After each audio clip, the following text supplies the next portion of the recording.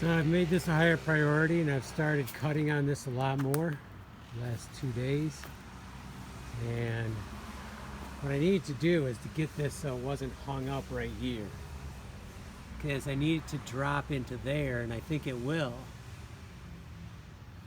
It doesn't seem to have a ton of pressure, but I'm sure once it goes, it's not, there's nothing going to stop it, so I need to be really careful.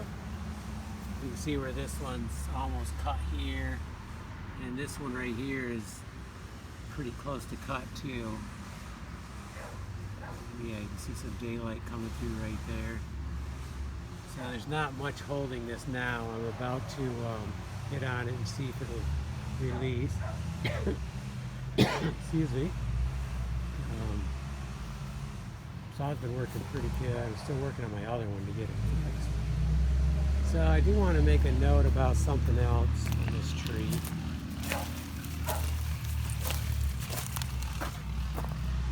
Maybe it has nothing to do with it, but it sure probably did not help. And that is carving. Carving on these types of trees.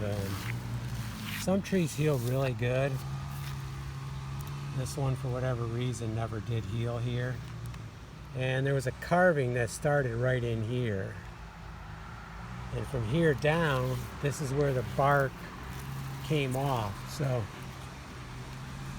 I don't know, you know, maybe the carving had nothing to do with it, or maybe once they carved it, it became more susceptible to something, and it just never healed good, and thereby causing all this to happen. It is on the back side, so it was right in here, which went down, and that's kind of where the rot was. Well, rot or whatever. It wasn't as solid as it should have been. It is an enormous amount of weight though, so you know, maybe it had nothing to do with it, but those are the things that, you know, just concern me about a tree like this. And I know there's other trees that have tons of carvings on them, but and they have not fallen yet. But does it hurt the tree? I don't know. It does make me wonder that. Okay, so I need to be careful. Ideally, I want to get this piece out, or start relieving pressure by cutting down here more and then cutting up. I'm not sure.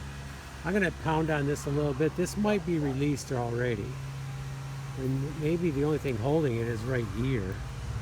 So maybe some jarring, that thing will fall down, or maybe not. I mean, it's a huge amount of weight. But there is quite a bit attached. I kind of wish I would have got into this a little bit sooner when the top was on it.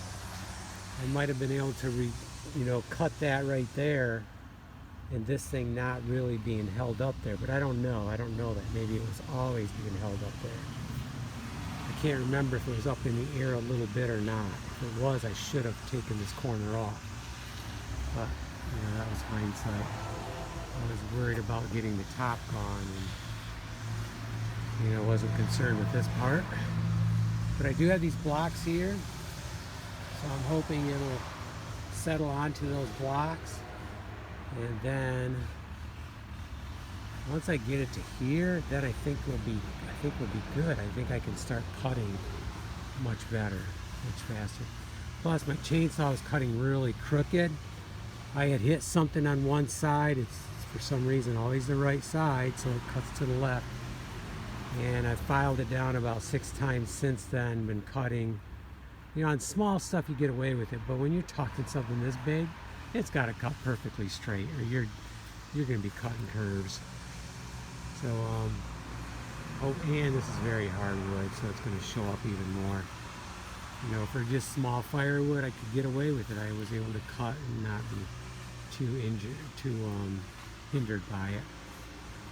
Okay, so let's get the saw going. I think I might start cutting right here, but I'm going to have to be careful. I got to watch this thing.